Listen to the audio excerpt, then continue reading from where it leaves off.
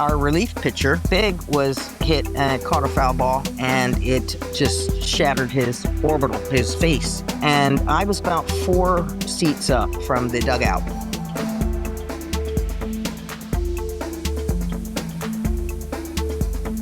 Hey everyone, thanks for coming back to another episode of Foul Ball Safety Now Talks. Excited to bring another episode to you and with you. And today we'll be bringing on a guest in a few minutes. As you guys know, we turn the tables here at Foul Ball Safety Now. We let people learn about Foul Ball Safety Now and come back to us with some questions, and we'll get to that in a minute. Right now, I'd like to discuss a few things in the news that Foul Ball Safety Now has been working on this week. I'm working with journalist Brendan, and what we're trying to do is figure out what the next steps are for Queens College. That's an investigation going on with a student. We believe the student athletes have a right to play baseball with not feeling the effects of whether they're going to hurt someone or not. So if people go to Foul Ball Safety Now, they'll go see the Queens College investigation. They'll see a couple of letters that we have written to the people at Queens College to determine whether or not they're going to deal with this matter. So the student athlete was concerned because they're playing in an area where there's an elementary school right next to the playing field, and the balls are flying over the sides during practice and during games. And unfortunately, there could be an occasion where the ball may strike someone. We know about the situation of the ball flying outside a ballpark in California where a woman was struck in the head and she can't even work anymore. And we learned of a settlement. The thing about the settlements are we can't learn about all the details within the settlement. So sometimes the parties are not free to express themselves about what took place. So the people in California, in this case, Modesto, California, they may not have been alerted to an incident that happened in the summer of 2023. So it is now the summer of 2025. It was not advertised anywhere, but we will be putting that information on our website soon. We may be having a full page ad or posts in the Modesto newspaper or on their online version of their newspaper very soon. So we'll keep you informed about that. We feel like the people in the ballpark should have known about this, and maybe the last 2 years they should have been walking outside with umbrellas of some kind. But it talks about what goes on. We have several other postings on the website that also express concerns about balls flying outside the ballpark.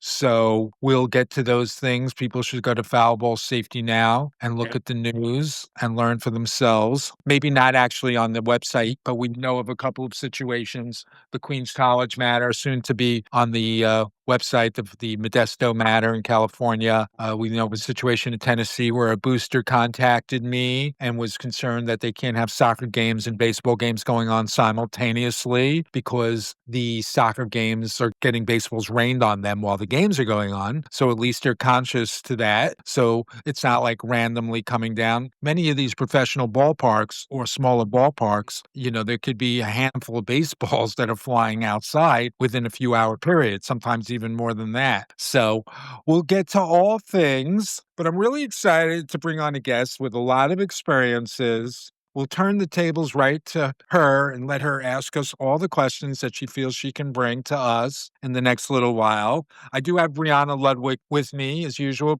Hi, everyone. Happy to be here. Brianna may have some questions along the way. And also, towards the end, she may have a question for our guest. So without further ado, let's bring on our guest. She works in an agency called OSHA. If people are not familiar with OSHA, from what I know about OSHA, it's all about workplace and protection for people that work within those industries, government industries, or an agency that answers the call when there's unsafe conditions for workers. Let's bring on Fox Patton. Fox, how are you? I'm doing great. Thank you for having me. Terrific, terrific. Fox, how would you define the OSHA agency? Well, Occupational Safety and Health Administration governs the workplace practices and ensuring that everyone in the area, whether it's a ballpark, whether it's a restaurant or a warehouse, everyone is operating in a safe manner for not only the workers, but vendors, people coming in to visit the area, patrons, if you will, Sure. making sure everyone is safe in the environment. We appreciate that. And you may also be doing some other things on the side that you wanted me to include? Yeah, well, I'm a stand-up comedian as well. So Well, there you I'm go. 58 years old. This is my second act. So in my spare time, I've emptied my nest, and now I'm doing a little stand-up, and I get to add some of the things that some of my experiences into my material. So it's pretty cool. Well, that's terrific. Well, we're anticipating the questions and we're excited to hear you. And please start. Well, I'm going to start with my personal experience, if you Sure. will. I personally, just this past June, my birthday's June 20th. On the 19th, friends brought me to the ballpark. I'm a Tampa Bay Rays fan. They knew this, and it was the greatest gift ever in the beginning. And then our relief pitcher, Big, was hit and caught a foul ball, and it just shattered his orbital, his face. And I was about 4 seats up from the dugout. And the impact of that, and having been there to witness that, and as much as I love the game, it's just really altered my experience with baseball. I don't think I'll go anymore until things change. I have dove into different stories because, again, my experience is resolving these kinds of issues and working with agencies and management entities to recover and adopt change. My question would be, why do you think ballpark management are changed adverse to full coverage with netting? Yes, we appreciate you bringing that up. And you certainly bring a perspective, which is very interesting. So we're excited to learn more about that. But yeah, there's 169 other professional ballparks other than the 30 major league ballparks. You may have seen that game this year in the alternative arena, right? The Tampa Yes, Bay Rays are not playing their games this year correct, because of a correct. hurricane over the winter. So they're playing in their spring training facility. But either way, it's professional baseball being conducted, whether it's in 30 major league ballparks or 169 other professional ballparks. And Right. you would hope that there was appropriate netting everywhere. Doing business as usual covered all those concerns. Unfortunately, doing business as usual in professional baseball on the major league level and on all other professional levels, even now in 2025, it's being done poorly because most people don't know that even when there are nets at major league ballparks, that balls still make their way over nets and they do serious damage. In Pittsburgh in 2023, at a Pirates game, which is a major league stadium, we came aware of a man who was blinded in one eye by baseball. Last year, we Wow. spoke with a woman. Yeah, last year we spoke with a woman who had a serious concussion. We felt like Topps baseball cards dropped the ball because they actually celebrated the fact that she got hit with 110 miles an hour baseball and they printed up 110 cards. And I thought that Wow. was inappropriate because it could have been a lot worse. And what would have they done then? So it's sending the wrong message. Yeah, I just thought it was poor taste all the way around. There's right now between 30 and 40 professional ballparks that still have no netting past end of dugouts. And within that arena, people can notice on the Foul Ball Safety Now website, we have something called Exhibit A, the 2019 ESPN video. It clearly demonstrates that just past end of dugouts may be inappropriate for all ages because they're exposed to 100-mile-an-hour line drives. Even that baseball umpire from a few months ago, Hunter Wendelstadt, he was 90 feet away and he was staring at the play and he got directly hit. So imagine if it goes 100 feet to the right or to the left of the Right. third base or the first base where there's exposed areas. How are those people going to get out of the way? Including vendors, by the way. Devastating. Not enough attention is being brought. I so appreciate what you're doing, and that's what was so anxious to be a part of this because more attention needs to be brought on this subject. And I think with the pressure, as you spoke on, they are starting to make some changes and erect nets in some places, and we're not getting the total coverage. I just wonder if, as with anything in life, right, when you hit the pocket and it starts affecting the money and ticket sales, and that's going to trickle up. More exposure to the incidences that are happening. You spoke about the balls going over into the schools where the grade schools are. Those kind of things, keeping the pressure on that would have to change some minds because it's going to start adversely affecting ticket sales. Would you agree? I don't think so. Unfortunately, there's 80 million baseball fans. I've been at this for 6 years. I don't think I've affected more than a few thousand people, if any. There's still 79,990, whatever the great number is, that haven't gotten the memo yet. That they're continually coming to the games and they're in the dark and they're not expecting to come to the games leaving with a damaged face. The kids are going to say, you can have a cotton candy, you can have a hot dog, and you can have a soda. They're going with their 3 snacks in mind, and they're not there to defend themselves from a line drive. And we're not superheroes. So I don't think the vendors who are selling, certainly the ones that are working throughout the country, maybe you'll even look into this because it's part of your work. Think about all the underage 14, 15, and 16-year-old workers that are just starting out work for the first time that are exposed to these line drives. We have some examples of vendors that have been hurt, but it could be any human being that's in the wrong place at the wrong time. And it's very predictable about just how many line drives go into these sections. And I'm just surprised that maybe your agency hasn't been involved earlier. I am too. I am too. And as I just got a promotion to director, so I may have some influence on this now, but which is quite nice. But it's just interesting that there aren't, at the very minimum, warning signs that they are sitting in a place where they can potentially to be a life-altering experience. Brain damage, TBI, it could be significant. What are your thoughts on signage? So even if there were 5,000 seats and 5,000 signs in front of each seat that told you to be careful, everyone would say, there's so many signs, how could you not know? But you were already there, Fox. Where are you going to go?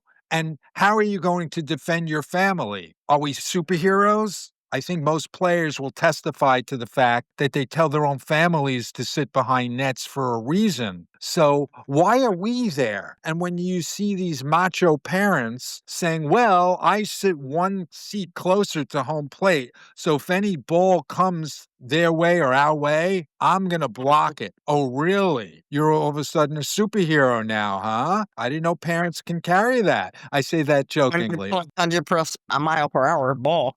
Yeah. Yeah, it's really not for the human condition to defend themselves. So I really blame management for not being straightforward, where agencies like yours haven't gotten the memo, certainly since 1970, when a 14-year-old boy died at Dodger Stadium. Was it appropriate for the Dodgers and all major league clubs for another 45 years to conduct business as usual without having an honest discussion with the families over the winters that this is what's happening every spring and summer, and tell you more or less to the penny how many line drives at 100 miles an hour will be coming their way? I think if families knew this in advance, they would have made a more informed decision. Yeah, no, I have to agree. I have to agree. And I can't say 100% that we have not looked at that. I know currently we don't have jurisdiction over ball fields. We can go as far as the entrance and where the restaurants are. We can go in those areas. I would say our jurisdiction hasn't been, up until to this date, the seating area. So that needs to be revisited, I would think. I would hope so.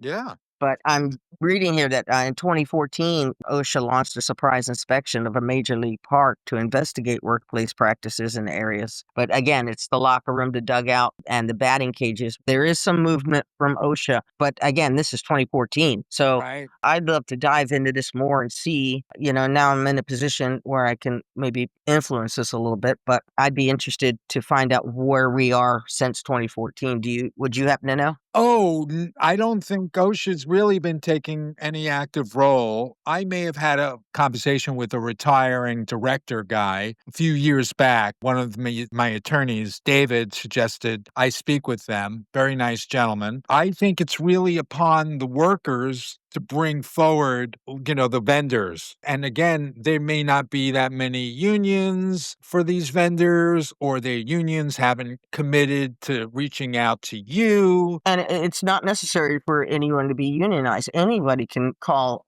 OSHA Right. and say, I don't feel safe. And then that would instantly give us all authority to go in and look at the situation. I want your listeners to know that if they don't feel safe and they call in, and they can call in anonymously, you don't have to say their name or anything. This is unsafe. And that will in itself propel the investigation. Definitely. If there's anyone listening that either you're a worker or thinking about becoming a worker, think again. If you're currently working, you should definitely be calling OSHA because you don't have the right safety equipment as workers, and you should not be exposed to these dangerous situations. So, no professional team has ever attempted to tell you or reassure you that you'll be okay. And the reason why is they know there's a risk. There's an assumption of risk when the fans come to the game. They're in the same real estate as the workers, the ushers or the vendors. They're all in the same lower tier, middle tier, past the end of the dugouts, places where people have been seriously injured. It's not just past end of dugouts. Where Mrs. Goldblum was killed, we spoke with Erwin Goldblum. He's been very kind with us. His wife was killed at the Dodger game in 2018. She was sitting one level up in the low section at Dodger Stadium. So most of the 30 ballparks, bigger ballparks where the Rays normally play, and the other 29 ballparks, they have 3 or 4 tiers. So she was in the second tier up, and she got struck with a ball. Unfortunately, she passed. It took the Dodgers a year to raise the nets vertically. Did the people sitting around her and the workers know that those next 365 days of baseball, from late August to when the nets had gone up, there could have been another 100 dates of foul balls where those people who sat in those seats weren't even aware what happened to Mrs. Goldblum. So why weren't they told about that and given the option to stay home? And then what about the other 29 other ballparks? Have they raised their nets vertically? And I'm not sure if any of them have. That's why I feel like independent netting councils to decide once they know the data, which I'm able to demonstrate at Foul Ball Safety Now, Exhibit A1, which is a 538 report that Fox, I'm not sure if you looked at yet, but we revisited that Exhibit A1, Brendan and I, earlier this year, and we were able to extrapolate numbers without inflating any numbers to determine how many hundreds of thousands of foul balls there are in all of professional baseball. And it shows a chart and demonstrates that a lot of these balls go into those hot zones, and a lot of them do go, unfortunately, at crazy speeds. Right. No, the study was, and the data was just tremendous. And that's why they have the skyboxes, and they're protected up there. But, you Not sit them. necessarily. They don't always have glass. We know some incidences up there too. Yeah. Or plexiglass. They get in there. Yeah, the announcers. How about those announcers? We saw Keith Hernandez a few months ago. He's looking at the monitor and it goes whiz by his head. Same thing with John Sterling last year. He's an announcer with New York as well. Yankees, retired guy, and it hit him in the ear. He said, ouch, on the air. Could have been his head. Reporters are exposed. There's so many exposure points that I think this has to rise to a level of serious concern, and it has to rise to a level of action. Can't be something that we're going to push the ball down the road a little bit and figure it out later on, because I don't know if there was a season that there wasn't someone injured, and one person is too many. Yes, and we're keeping track for what we discovered this year. In July, Brianna and I and Brendan, we came out with a netting report, and this is just on the major league level of things we identified this year, and we're even using new tools. So what we've been doing for 6 years, we weren't doing what we could have done, so we need to go back and see what we may have missed. So we're going to find things that we may have missed. Brianna's very effective at finding things using certain social media techniques or certain platforms that people are putting their injuries on, and we're finding these things that we may have missed over the last 5 years. So we're being more thorough this year. So it really requires us to go back and see what we missed over the last 5 years. So the full picture is really compelling because Brendan's also working on a case for a law firm, helping them out with their case. And he's gotten a lot of back files of injuries and from this one team. And if we can write a book about all these people that are reported to first aid just under what Brendan has been discovering just about one team. So imagine if all these teams together. Yeah, the 2019 report from NBC is very good. It's, if people haven't seen it, it implies from 2012 to 2019, maybe 5,000 people reported to first aid on the major league level. So I encourage everyone to look at that. 4 teams first aid contractors participated. And with the numbers that they shared, if you extrapolated the other 26 teams, it's fair to say maybe 5,000 people could have reported to first aid. It doesn't necessarily, during baseball games, it doesn't mean they were all seriously injured, but I'm sure some of them were. And we know so many incidences. So I don't want to give you a whole story, but I'm happy to do it officially anytime. Interesting. I got one last question. Sure, of course. We work with governing bodies, and those are usually our first point of contact if the incident isn't reported to us. The Major League Baseball Commissioner's Office, aren't they the governing body for park safety? I'm not 100%. You know how it all goes, and the city owns some of these fields, and I think it's case by case. I was involved with helping out a lawsuit move forward in Peoria, Illinois, which you guys can see at foulballsafetynow.com. We were in proceedings for about a year, and we were asking for them to upgrade their netting. There was a fan that came forward and interviewed with Brendan and I asked her if she would be a plaintiff if I hired an attorney, and she agreed. So there was a combination of Sandy, her name was Sandy, whether she can finally get back to a game and feel good about it. It was also a combination of the city of Peoria may have been giving the owners of the Peoria Chiefs some sort of tax debt forgiveness, and something else maybe about injunctive relief because they were inferior to most other teams at the time, and why weren't they stepping up? So we went a year in court, and we made some points. We got some media coverage out of it, and again, maybe there's some improvements in Peoria, but there's no solutions. So I want to see solutions. We're capable of, as a society, of forming a conversation that leads to solutions. And finally, balls are being addressed flying inside and outside ballparks where we could have a civilized community. Yep, I agree. It starts with a conversation, and I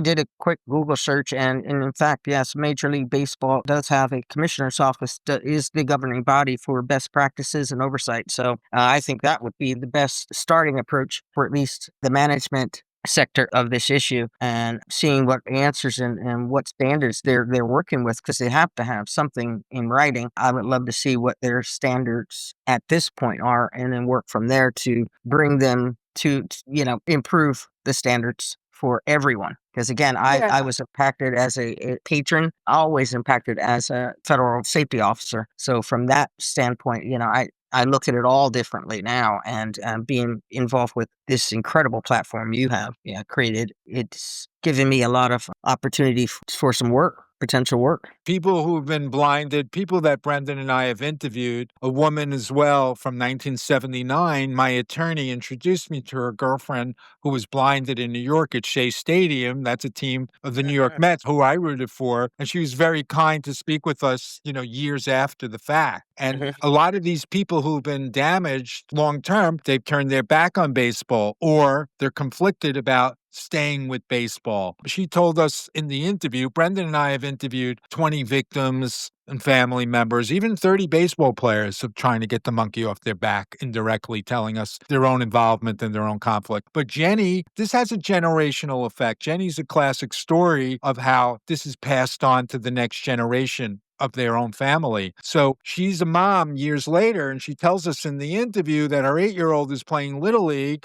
and she's nervous, and probably because of what happened to her, because she was blinded years earlier.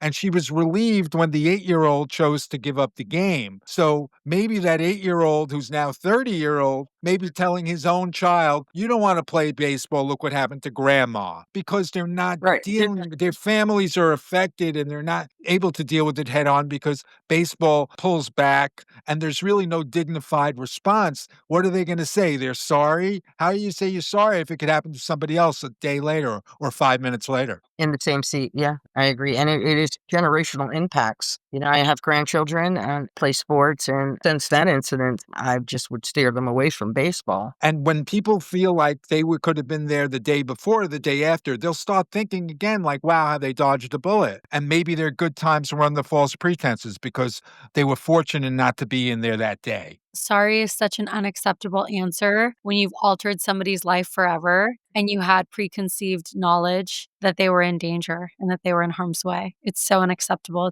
It's insane that they've gotten away with the scope of this for this long. Yeah, no, I agree 100%. I appreciate the opportunity to be involved in this conversation, and I'm excited to see where we can take this because I do firmly believe we can move some needles. Hopefully move some needles and get people what they deserve. I don't think they're looking for money, the people that we've come across, but they deserve some true acknowledgement. Baseball's clearly had knowledge of what goes down every winter and every spring and summer. They know what happens every winter. They have an opportunity to convey information about what is really happening every spring and summer. And I don't think they've done so in any kind of satisfactory way. And unfortunately, I think there's somewhat of an epiphany of outrage when people will discover this. They will hopefully act and act accordingly. But this is really exciting. So, Fox, I'm hearing you as you describe that OSHA's jurisdiction kind of ends once you get to the seating, which is really insane because that's where the families are sitting. And you wonder who is responsible for those overseeing the safety of the families and the children. But do you think that the MLB has been able to hide behind technicalities such as that one, that OSHA's jurisdiction ends at the seating?